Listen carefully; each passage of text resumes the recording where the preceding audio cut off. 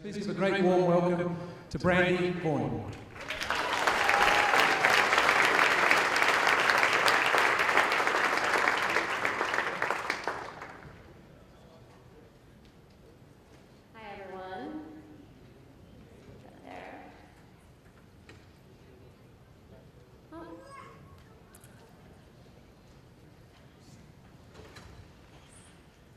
Thank you for joining me today, and thank you for listening. And I want to thank Brian and Life West for allowing me to speak about a topic that is probably one of the most pressing healthcare issues we face today.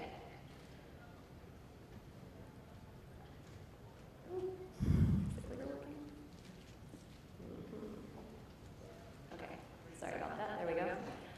All right, pharma, vaccines, and you. I'm here to tell you today how everything that's coming through the agenda of vaccines and how it's going to affect you and how we're going to stop this. A lot of you have heard about the mandates. One of the reasons I'm so excited to be here in front of you today is because I'm among a very friendly crowd, a crowd that is fighting on the front lines of health in this country, trying to make this country a better place. And I'm among a lot of people who are probably called crazy as much as I am. And that's awesome, because you know what? We are crazy. We are crazy enough to think that we can change the world. And we need to. And we are going to be the ones who do it. Every single person in this room is here for a reason. We are the ones who have that mission. All of us. We are the army that this world needs so that we see better health and our children have a better world. In fact, this is why I'm here today. I'm crazy for this one. This is my son. And a lot of people say, Brandy, so you worked in pharma. They don't really like it when ex-employees speak out. Why do you do this? You know what? They don't. They don't play nice. But I do this for him. Because he is my world, and I want a better world for him. A world with better health. A world where we have the right to decide what goes into our bodies. Because what more fundamental right do we have than to our health? I did not start speaking out until SB 277 last year. Probably a lot of you know about that. It's the law in California now that says my son, who is 5 years of age and completely vaccine-free and perfectly healthy, cannot go to school, public or private, in this state. But this is only the beginning.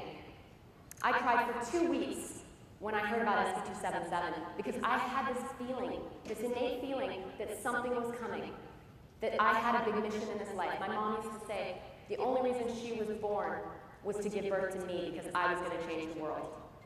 She died when she was 40. I was her only child. I knew something was coming. And when I heard about SB 277, I cried for 2 weeks because I thought, oh my God, I am meant to speak out against a company that is larger than most small countries.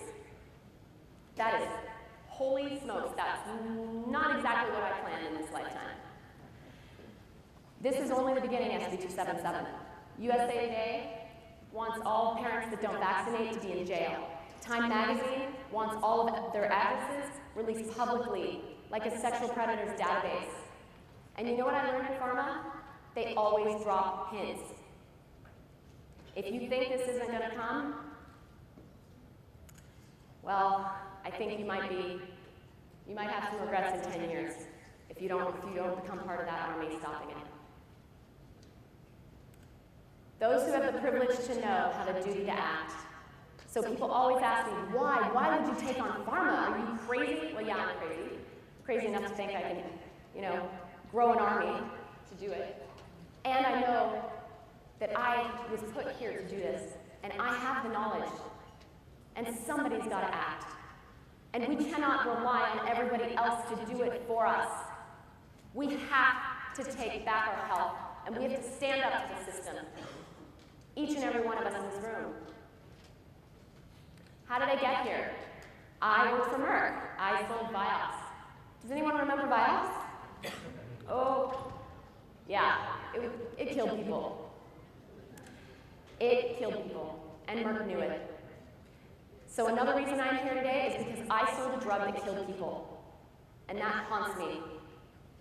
So when I came back with my vaccine-free son, from Europe, and I saw this whole push for vaccines. And when SB 277 came on the docket, I said, holy smokes, this is where they're going next.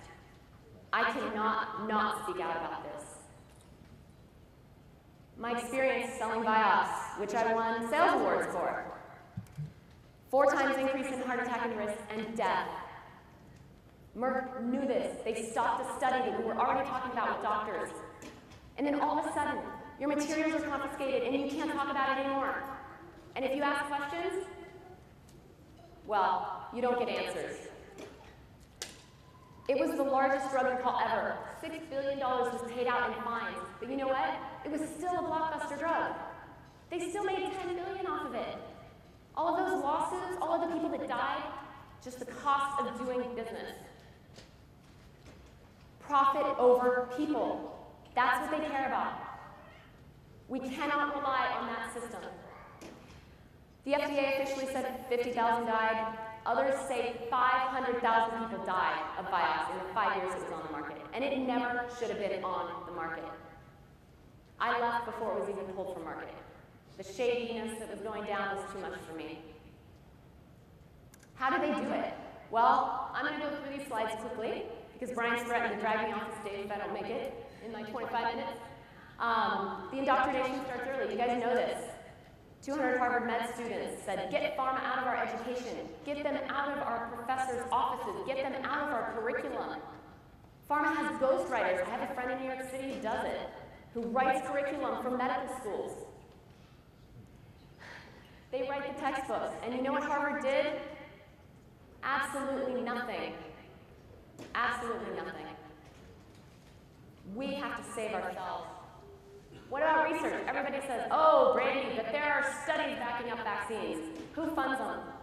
Who funds them? Pharma funds 75% of pharmaceutical drug studies. They fund pretty much all of the vaccine studies, either through the NIH or through a foundation through the CDC. They're biased, but don't believe me. Believe Dr. Richard Horton. He's the current editor-in-chief of The Lancet, one of the most prestigious medical journals. He even says, today, perhaps half of scientific literature is simply untrue. Why? Because of conflicts of interest. Small study samples, bias. Did you know that pharma can stop a study that gets negative results and not even tell the FDA? They did it with Vioxx because it's legal. What about the FDA? They're here to protect us, right? They're the regulatory agency. They protect us from dangerous chemicals in the food, in water, and drugs, right? Do you know who was just nominated, or actually put to head the FDA? Dr. Califf? Has anyone heard about this? This right here is a scandal. Even the New York Times said his drug ties are scaring people. He is the ultimate pharmaceutical industry insider. He had a conflict of interest section declaring financial support from 20 biotech and pharmaceutical companies, and he's heading the regulatory agency. His famous quote, regulation disrupts innovation. Does that scare anyone? Because that scares me. That scares me big time. We have to push back. The CDC, Center for Disease Control, is just as bad. Julie Gerberding, she ran the CDC for 78 years. She doubled the vaccine schedule. The childhood vaccine schedule was doubled in her tenure. Guess what? She got a really good reward. She went to head Merck's global vaccine division worth $5 billion. 2 months into it, she cashed in $3 million in stock options. Pharmaceutical industry, you guys know this. They create customers, cradle-to-grave customers. But us adults, you know, we're already on a ton of meds. Where's the real money? It's in the kids. And it's in vaccines. Because they have created so many diseases and disorders, they're running out. They're running out of ways to make us more sick. But they can create vaccines for all of those diseases they've already created. We are now the most drugged up country in the world. But the prescription drug market is saturated. It's full. It's overly competitive. competitive. You have 6 to 8, 10 drugs per disease state. There's not a lot of room. There's not a lot of market there. And it's full of liabilities, $6 billion that was paid out after Vioxx. They can't keep creating diseases and drugs and all of that. But what a brilliant market strategy to go into vaccines. That's where they're heading next for profit. And every single person in here is just another customer. And if you think they aren't going to get you, just wait. I'm going to show you how they plan to. How are they doing on their quest to keep us sick? These are some shocking numbers. 1 in every 3 men will die, 1 in every 4 women of cancer. 1 in 12 women now have an autoimmune disorder. I see it in my friends, in their 30s, lupus, arthritis, gut issues, IBS, Crohn's disease. I got IBS right after a Hep B round, right before I went to Merck. I had to go to the doctor and I got a Hep B vaccine. 2 weeks later, I was diagnosed with IBS. I had hives and I got arrhythmia. There is a lot of things that are going wrong in our medical system, and vaccines are a huge part of the problem. All of these things on here, they're considered side effects of vaccines. Have you seen the vaccine inserts? I don't make this stuff up. There are thousands of studies showing the links between vaccines and the toxins and these issues that we're seeing. It's not just the vaccines, but they're a part of it. 60 million have allergies, 30 million have asthma. These are all autoimmune disorders. Do you know, my friends in Europe, they're like, Brandy, what do you mean you can't bring peanuts to your son's school because of allergies? Like, who's allergic to food? That doesn't make sense. You're allergic to food and to air, hay fever, right? Wild animals who aren't a part of our medical system don't get vaccinated. Do they have asthma? Do they have hay fever? Are they allergic to food? Are they allergic to air? What is normal in our country should never be normal. This is not normal. And we shouldn't accept it as normal. The US has some of the highest rates of chronic illness. All of these, dementia, Alzheimer's, they're all skyrocketing. 1 in 3 people have a chronic disorder or issue. Is anyone paying attention? I know a lot of us in here are pretty darn healthy because we know this stuff. But we're the ones who have to get out there on the front lines and connect the dots for everyone who doesn't see this, who doesn't get it. That's our job, our role. And each one in here is a part of that. Our kids are even worse off. 1 in 6 kids have a developmental delay. Speech therapy, occupational therapy is one of the biggest growing career opportunities right now. 1 in 7 have asthma. 1 in 15 have seizure disorders. And do you know what happens after vaccines now? Children are going to the ER with seizures and they're being told it's normal. Parents are being told that febrile seizures are normal. That is not normal. And those are the lucky ones that make it to the ER. We have 10,000 babies dying of SIDS every year within days of vaccines. This is the first generation of kids that is sicker than their parents, and experts say they will not outlive them. What is going on? I'll tell you, medical science has made such tremendous progress that there's hardly a healthy human left. Crazy. That is crazy. And how is it happening? Mike, the Mayo Clinic. Cancer is a mutation of genes after birth. It is not genetic. Don't let anyone play that little argument with you. After birth, due most often to environmental toxins, chemicals, smoking, pollution, radiation. Autoimmune disorders, mostly due to environmental factors, same thing. We're poisoning ourselves. And there are a lot of things that are part of this picture. The air we breathe, the food we eat. We're under a toxic suit, and we have to control whatever exposures we can and minimize it. And you know what? Vaccines are a part of that. Vaccines contain those same chemicals that we don't want to breathe in. The formaldehyde that we, in the Chinese wood flooring. Did you hear about that? Yeah, don't get wood floors from China, guys, because it off-gases formaldehyde, and that causes cancer according to EPA. But don't talk about it in vaccines, or you might get called crazy. But then you'll be crazy enough to change the world. Injection versus ingestion. Anything you inject goes straight to vital organs. Things you ingest, they go through the body's natural defense, natural detox pathways. Most gets filtered out. 99% of aluminum that's eaten, it's filtered out through the body. 99% of aluminum that's injected goes straight to the brain and then to the gut. Injection versus ingestion. This is so critical. We have to get people to understand this.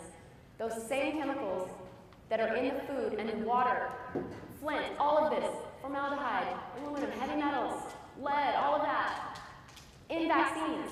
Why is nobody talking about this? To me, that's crazy. Why aren't we talking about this? And I hope after this talk, you will talk about it. Because we need to. Somebody needs to. Because our health is taken a nosedive. And pharma's going to keep pounding us. They aren't done. So my eyes are wide open, right? Sold Vioxx, saw how corrupt the healthcare system is, how pharma is. Then I went to live in Europe for 8 years, and I saw what health is, what real health is. And I realized we have a sick care system. We're just treating symptoms. That's not health. Our healthcare system doesn't care about our health. They profit off us keeping us sick. So, lived in Holland, had my son over there, natural birth, at home, with midwives. They didn't even want to talk about vaccines with me. They asked, hey, vaccines, you want to talk about it? I said, he's perfectly healthy. Why would I want to talk about vaccines? They did, good. We don't want him either. Yes. Come back to San Francisco. 6 months old, my son is, totally vaccine-free. I go to a baby visit, but let's call it what it is, right? It's a vaccine visit. I mean, 75% of their money off the baby visits, vaccines. That's how pediatricians make their money. That's why you don't see very many of them up here on this stage. Vaccine visit. Doctor goes, oh, he needs 15 vaccines. You need to catch him up. And I said, he's pretty darn healthy. I think I'm going to pass on those. And he's like, oh, trust me. And I'm like, I used to work for Merck. I know not to trust you. And I know.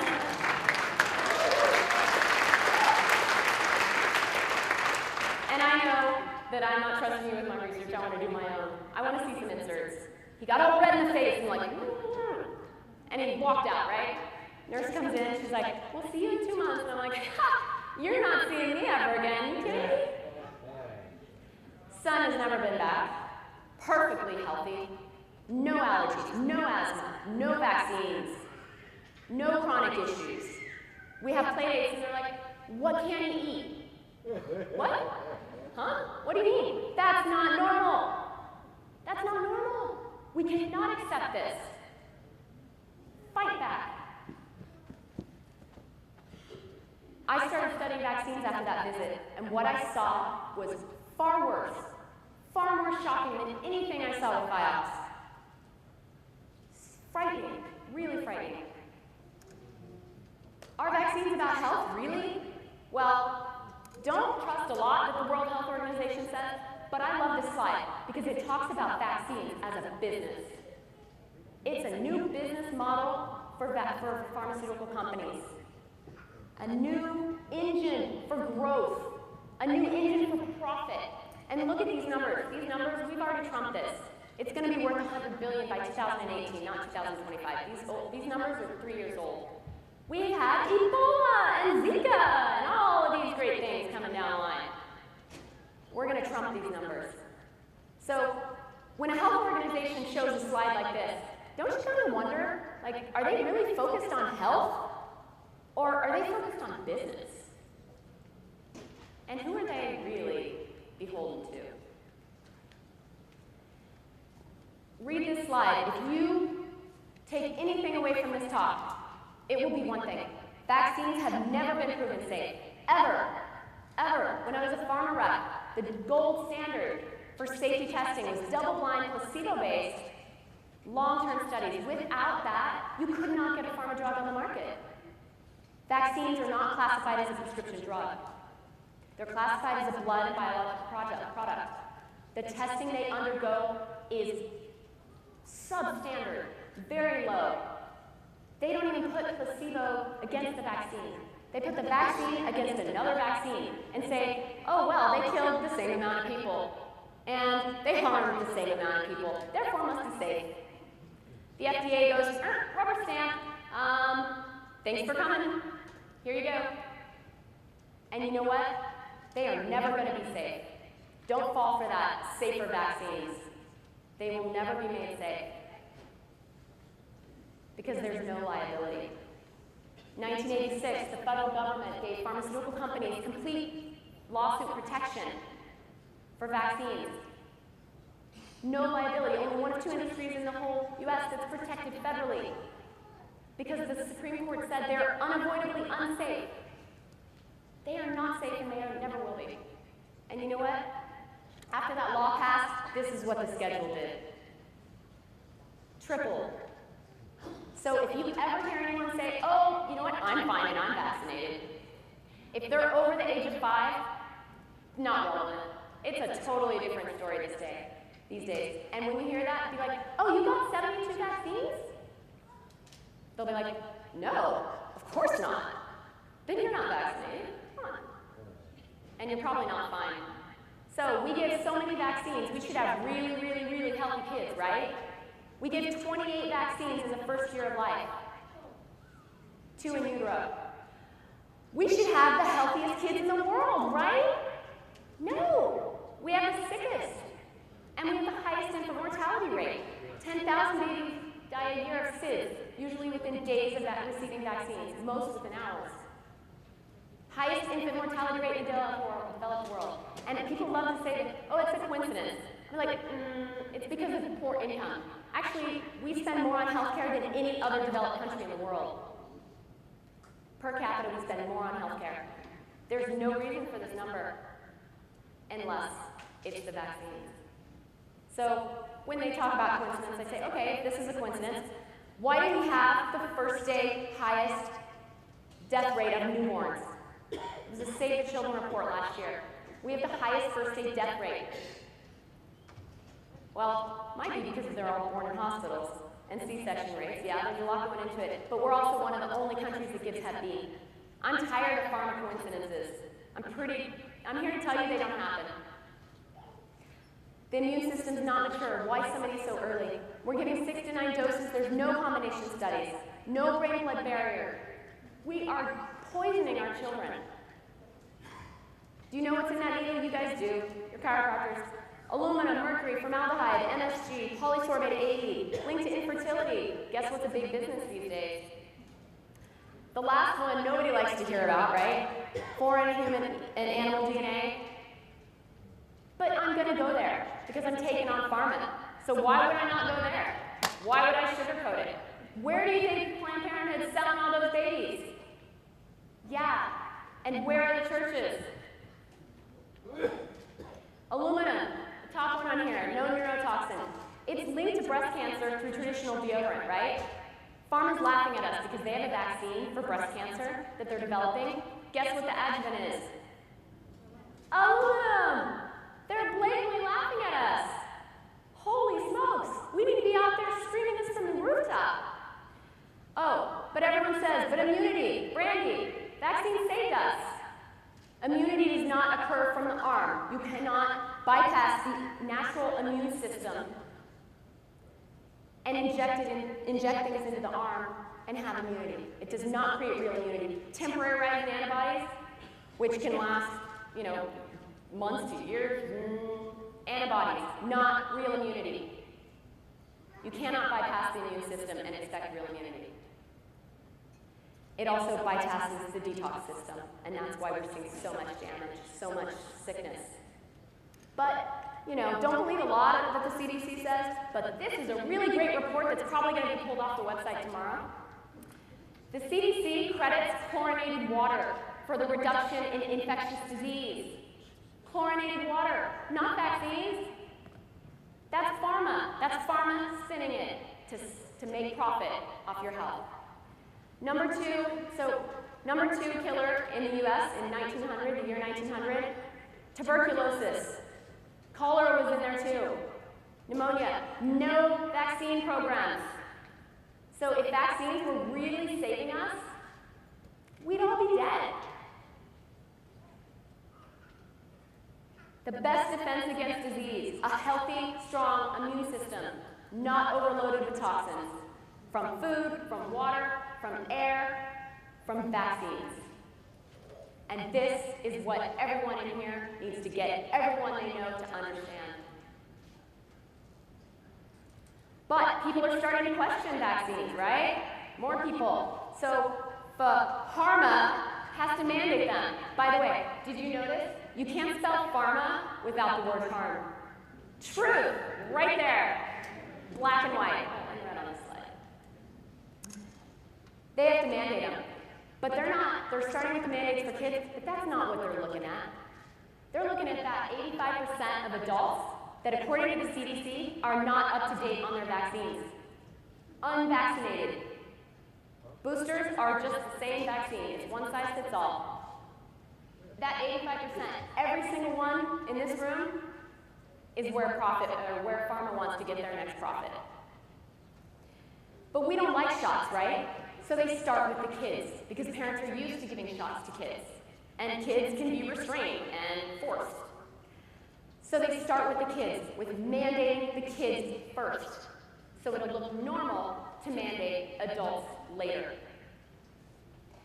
No, adult immunization program.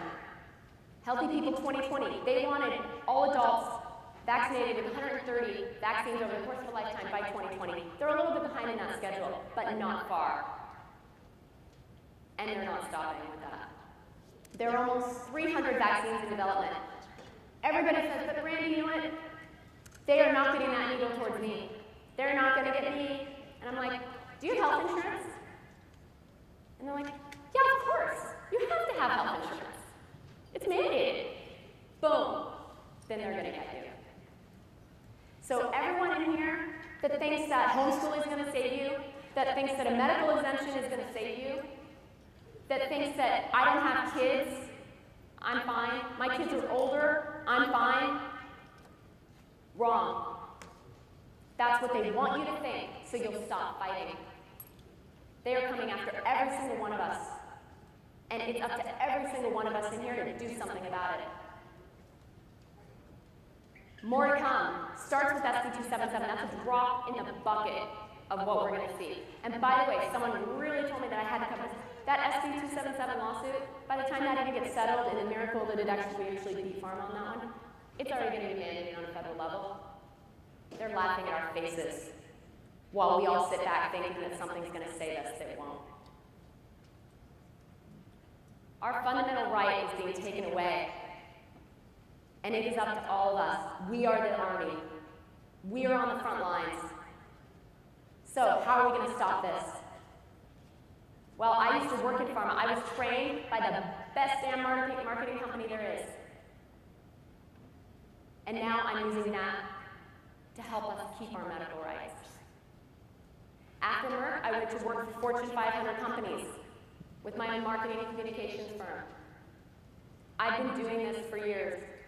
Every piece of the puzzle of my life fell together when I heard about SB 277. That's why I cried for 2 weeks, because I'm like, holy smokes, kidding me? How did I win this lot in life? Taking on pHARMa?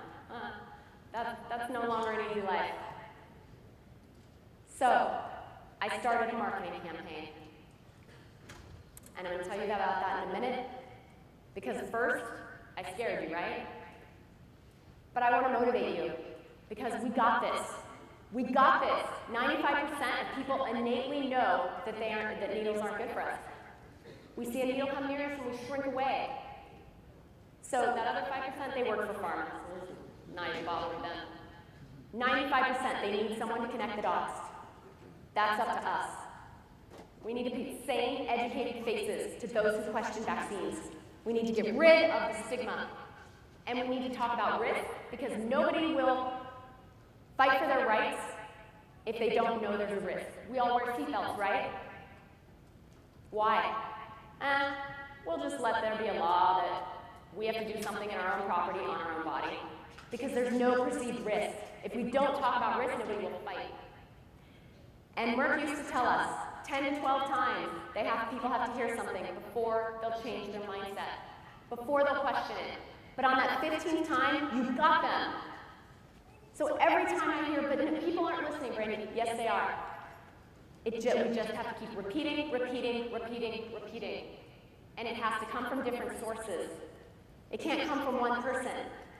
That's why I created a campaign with billboards. I created it with bus stop boards, Facebook posts.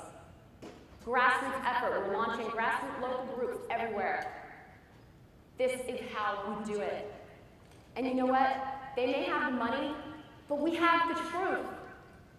We have the truth, and we have the people, and we have the passion, and we have the power. And that is priceless. So we've already won this if we get out there and fight. If we go home behind our TV and we sleep, I can't promise anything. So I started LearnThis.org. It's a nonprofit marketing campaign. I take no salary. I'm doing this on my own. I need help. Because this is not a movement for me. This is for every single one in here. How many of you know kids? Right? Have kids? How many of you want kids? How many of you know kids? How many of you are adults? This is about every single one of us in here. And we have to get this. We are way behind pHARMa's schedule. We have to activate now. It's no longer enough to just agree. So, please support what I'm doing. You are the Army. These are some of the billboards, bus stop boards. There are a ton of materials on the website. This is a platform for this movement. Please, we need support. So, we do rallies, protests. In 1 year, Learn the Risk has done 20 billboards. We've reached 15 million people with views, 3 bus stop boards with over 4 million views. That's 20 million people. We need to make it 300 million times 15. Facebook weekly reach of 1 million. Tens of thousands on the website. 10 booths at health-oriented events, major rallies, protests. And you know what? The media is watching. If you're loud enough, the media will talk about it. But we haven't been loud enough. And we haven't given them anything to talk about. The momentum is growing, but I need every single one in here to help be a part of that army. Make a difference. Please, don't look back 10 years from now and think, damn, I wish I would listened to Brandy more. I wish I would have done something. I never knew it would get this bad. Because that's where we're headed. And I see it because I worked in pHARMa. I know exactly what they're doing. Please listen. Because nobody ever thought SB 277 would pass either. And it did. Don't look back in 10 years and regret you didn't do more. We need voices. Time. Use your time, use your money, use your voice. Be a part of this army. Please, now. We don't have time today. Don't expect someone else to do it for you. So we have, under your seats or on your seats, we have information on a partner program that we just launched for a small monthly donation to help support the campaign. We have donations envelopes. And we have pens. We have volunteers with pens. Please, look at it. Find it. Because every child, every family that has experienced life-altering situation because of vaccines, everyone who has died, it's for them. And it's to save everyone else from that. And that includes your families and your friends. You have no idea who is going to be affected negatively. Please, do it now. Please hand those envelopes to the volunteers that are coming around. Please be a part of this movement. Because, again, those who have the privilege to know have a duty to act. And everyone in this room needs to make a commitment today. Please be the change you want to see in the world. Please do this. The future of this humanity and this world is counting on us. And we already have it won if we fight. Please be the change. Thank you. Brandy Vaughan.